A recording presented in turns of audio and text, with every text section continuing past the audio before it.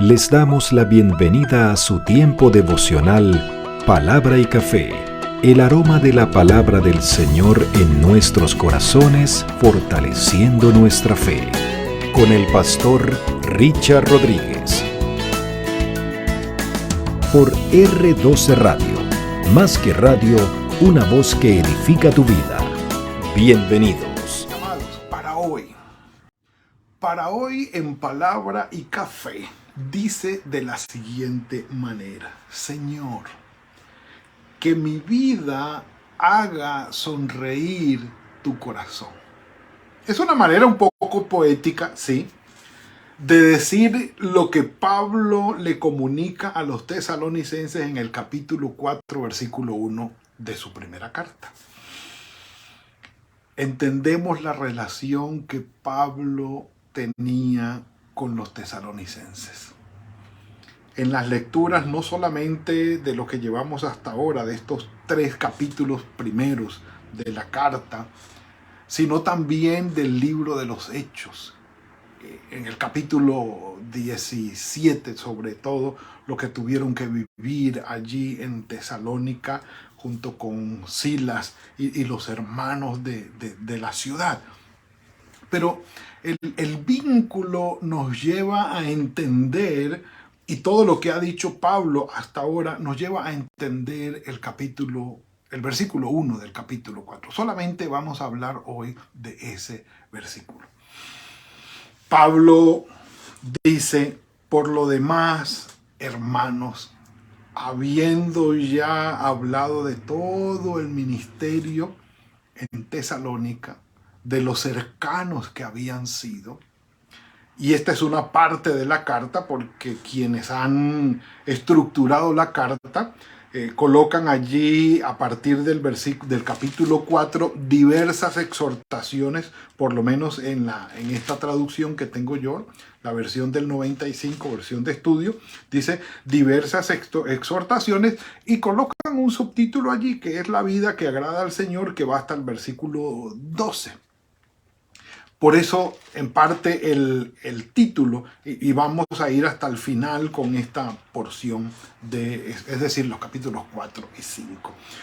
Por lo demás, hermanos, y comienza Pablo esta sección de exhortaciones en diversos temas, pero miren cómo inicia, que es lo que me llama la atención y lo que vamos a resaltar hoy. Dice: os rogamos y exhortamos. Estas palabras por lo menos la ha usado Pablo ya 3 veces. Recuerdo capítulo 2, versículo 11. También ustedes saben de qué modo, como el Padre a sus hijos, los exhortábamos, los consolábamos y les encargábamos que.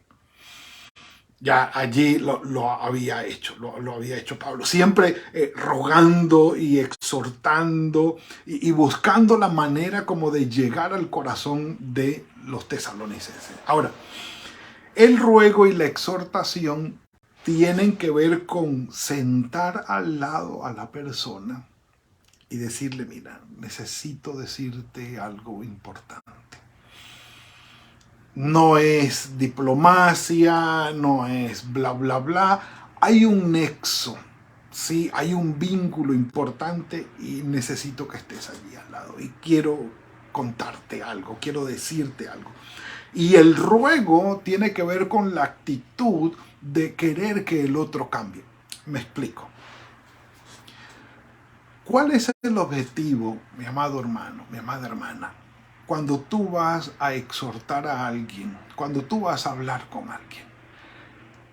Me explico. El objetivo es hacerlo sentir mal o producir un cambio o provocar un cambio en esa persona. ¿Cuál es el objetivo?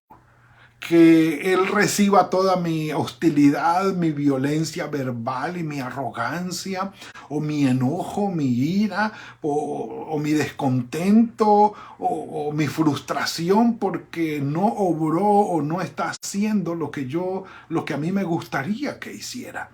O cometió un error que en verdad me produjo mal a mí. Entonces lo que yo quiero es que él sienta todo, o que esa persona sienta todo el mal que yo siento, y que perciba todo el enojo que yo tengo. Si ese es el objetivo, muchas veces lo logramos. Y sentamos allí al frente al otro y derramamos sobre él nuestra frustración, nuestro enojo, y el otro se siente muy mal. Pero el problema es que detrás de todo esa, ¿cómo se llama? Desembocar aquella cantidad de cosas, le decimos, voy a hablarte en el nombre del Señor. Oh. No es por allí. Definitivamente no es por allí. Y déjenme tomarme un café por eso. Entonces, el objetivo con el que sentamos a nuestro hijo, hija, a nuestro cónyuge, a nuestro hermano o a alguna persona que la sentamos al frente y le decimos, quiero hablar contigo, si el objetivo es hacer que su vida cambie o que la persona tome una decisión favorable, tiene que estar, ese objetivo tiene que estar en línea con las palabras que yo digo, la actitud que yo tengo y la manera como yo digo las cosas que voy a decir. Es muy diferente. Por eso hago el énfasis en el ruego que menciona Pablo aquí. En el ruego, pues estamos tratando con gente adulta, en la que los amamos, tal vez no estén haciendo bien las cosas y nosotros nos acercamos con un ruego y con una exhortación. Recuerden que la exhortación es para animar, para motivar, para encauzar por un buen camino y motivar un cambio en la persona. Entonces, la actitud y mis palabras tienen que ir en esa misma línea, porque si no vamos a lograr una reacción adversa en la persona o inclusive a herirlo mucho más. Os rogamos y exhortamos, y Pablo aclara, en el Señor Jesús. ¿Qué? Ahora, eso quiere decir que lo que Pablo va a decirles a ellos no tiene que ver con su propio parecer, con su concepto u opinión acerca de algo. Lo que tiene que ver es que lo que le va a decir está basado en el ejemplo de nuestro Señor Jesucristo, en la vida de nuestro Señor Jesucristo y en lo que Él dejó para nosotros. Nada más espectacular que eso. Entonces, cuando escribe Pablo esto, nosotros lo tomamos como unas palabras muy diplomáticas dentro de la escritura de la carta, pero no es así, no es diplomático el asunto, es real. Cuando los cónyuges hablan, discuten o buscan arreglar una situación, cuando con nuestros hermanos en la fe o familiares hablamos o discutimos o enfrentamos algo que debemos resolver, lo hacemos en el fundamento o sobre el fundamento de quién es y qué quiere de nosotros nuestro Señor Jesucristo. Y se los voy a decir sencillamente: ser mansos y humildes. Un café por eso.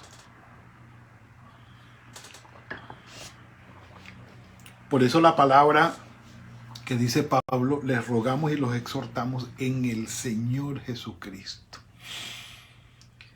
Ese evento debe estar libre de todo orgullo, de toda frustración, de rabia, de querer maltratar al otro y de hacerlo con las palabras, con las actitudes, sino que debe estar lleno, al contrario, o por lo contrario, de esa mansedumbre y de esa humildad que caracterizó al Señor Jesucristo y que pidió de nosotros. Sean mansos y humildes como yo les he dado el ejemplo. Entonces, hablar en el nombre de el Señor Jesucristo es hablar con mansedumbre, porque fue lo que Él pidió de nosotros. Entonces, si alguien me dice, bueno, pastor, pero ¿y cuando Él echó a latigazos del templo, a los vendedores del templo, no se enojó? Sí. Pero él nunca dijo, ¿se acuerdan como cuando yo eché de latigazos a los vendedores del templo? Bueno, lo mismo hagan ustedes. Él no pidió eso.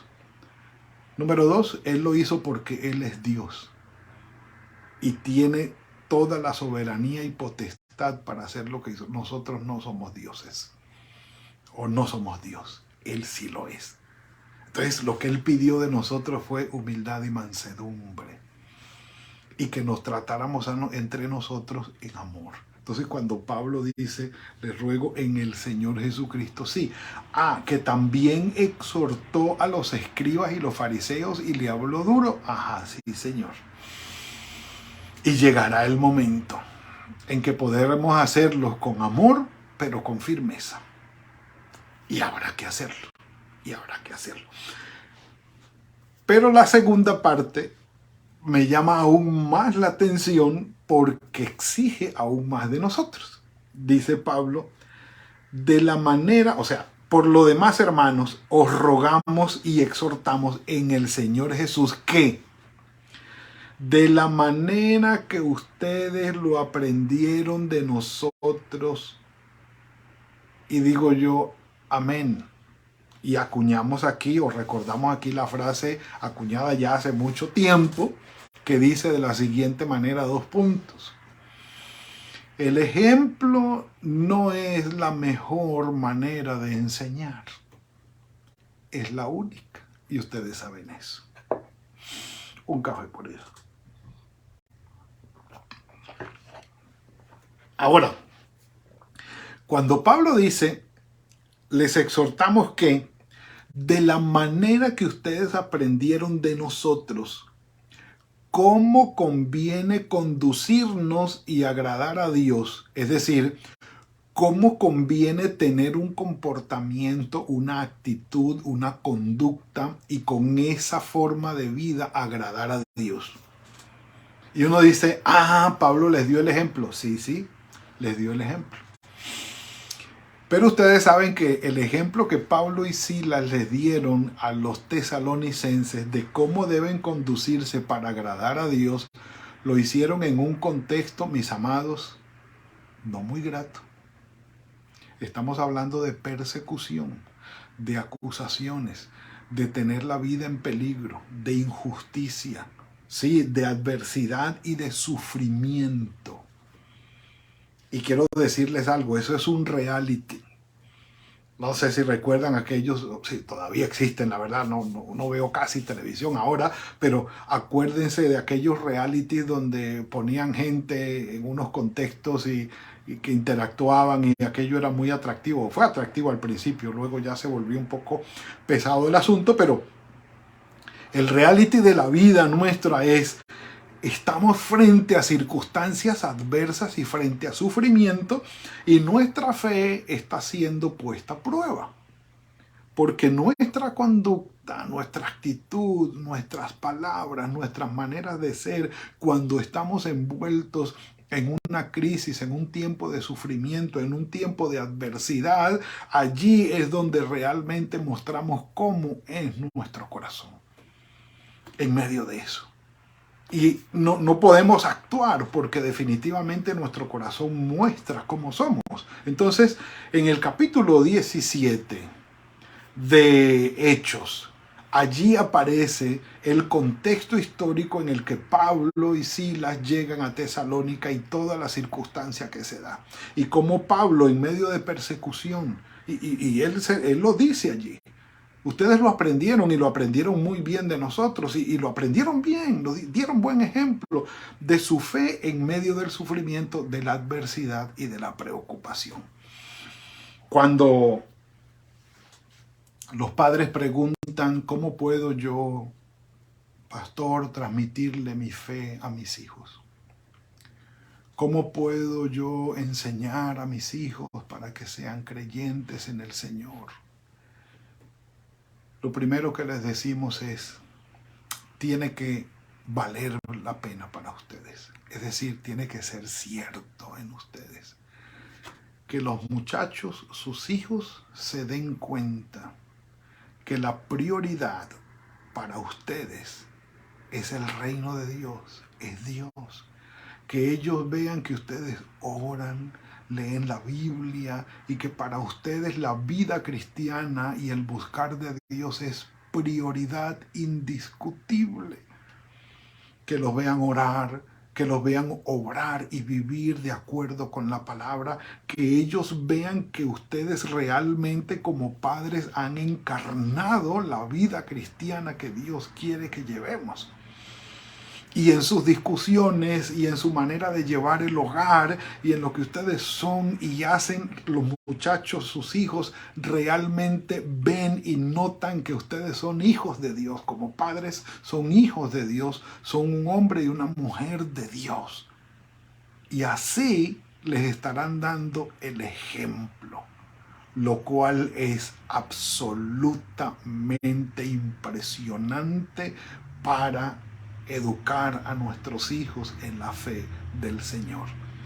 Si los padres no viven genuinamente la fe del Señor, los hijos no lo van a repetir, porque se van a dar cuenta que es algo periférico, que es algo circunstancial, que cuando sí, bueno, que la prioridad es el trabajo, la prioridad es el estudio, la prioridad es hacer dinero. Los muchachos se van a dar cuenta de eso, y que vamos a la iglesia y leemos, oramos de vez en cuando, eso es de vez en cuando. Aún el paseo es más importante, la finca es más importante, la recreación es más importante, la podemos sustituir por la oración, por la lectura de la palabra o por ir a la iglesia. Entonces ellos se van a dar cuenta que los padres están dando el ejemplo de que la prioridad en la vida no es el evangelio en realidad. Eso es circunstancial, periférico. Ellos lo van a imitar. Ellos van a emular exactamente lo mismo. Aunque los padres les digan, no, mijo, mire, lo más importante es esto. Ellos no van a copiar eso. Y Pablo les dice, ustedes lo aprendieron de nosotros. Supremamente importante. Ustedes lo aprendieron de nosotros. El ejemplo se proyecta de una manera indetenible. Se va a notar, se va a notar si para ti es lo más importante o no es tan importante. Se va a notar, se va a notar. Entonces Pablo dice de la manera que ustedes lo aprendieron de nosotros, de cómo conviene conducirnos y agradar a Dios. Ustedes aprendieron eso porque nosotros lo vivimos en medio de ustedes y en medio del contexto más fuerte. La adversidad, la persecución, el peligro y el sufrimiento. ¿Cómo es mi conducta o cómo es mi vida en medio de la adversidad? Es una pregunta que surge de este tiempo de reflexión. ¿Cómo me comporto yo? ¿Cómo se muestra mi fe en el Señor? Y no crean otra cosa, es mi desafío, es mi cuestionamiento como persona. Cómo me comporto yo, cómo es mi actitud, cómo son mis palabras, cómo son mis pensamientos, cómo vivo yo el tiempo de adversidad, porque ese ejemplo lo van a notar quienes están a mi lado. Y que cuando el Señor vea mi vida en medio de las circunstancias difíciles, confiando en Él, diciéndole, Señor, no veo ahora la solución, pero confío en ti. Señor, ayúdame a ser manso y humilde en medio de esta circunstancia difícil. Quiero ser como tú, Señor, ayúdame.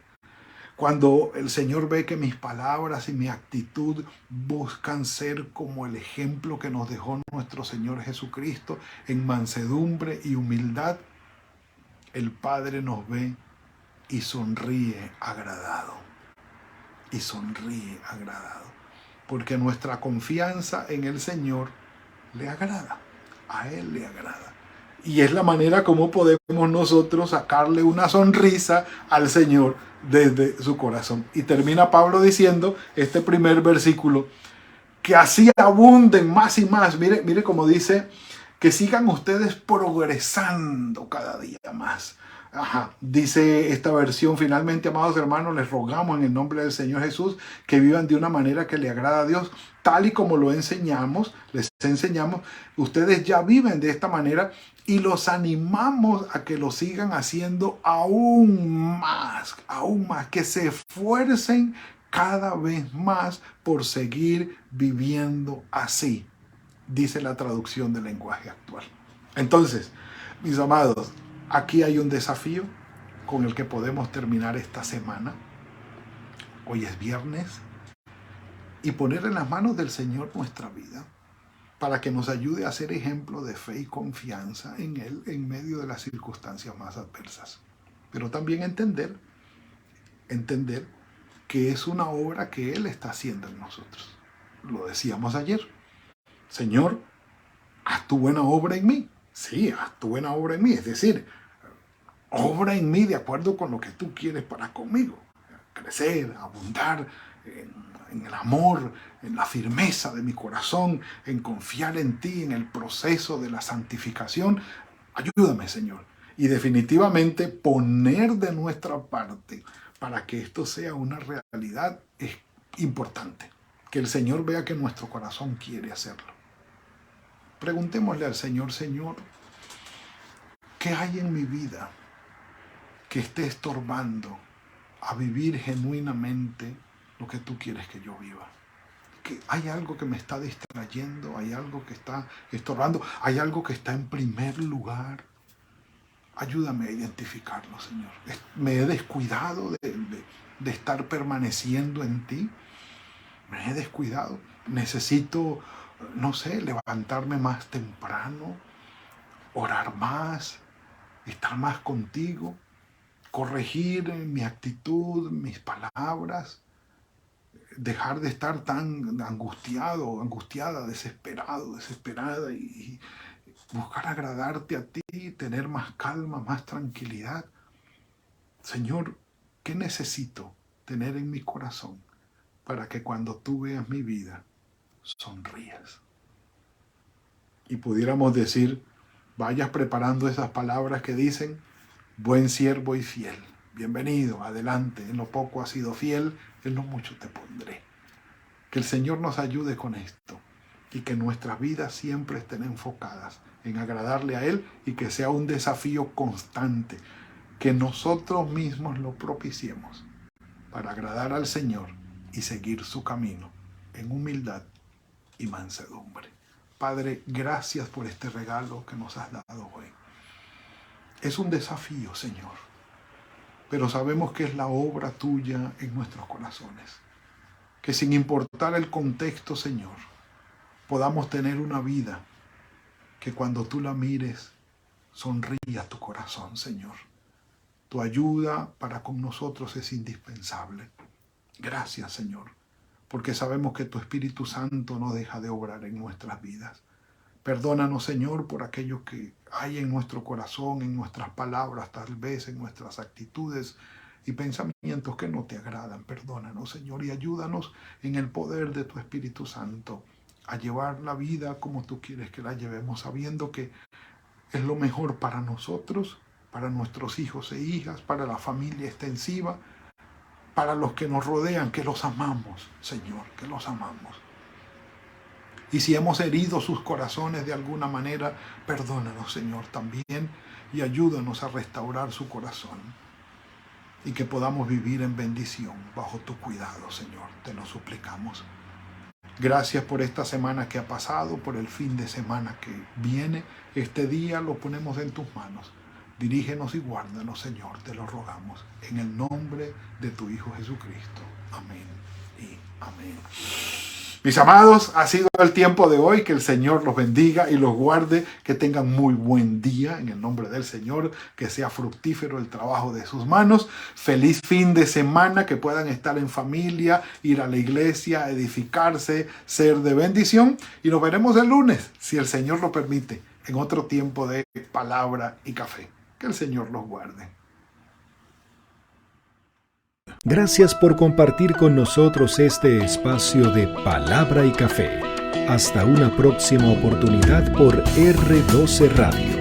Más que radio, una voz que edifica tu vida. Que Dios les bendiga.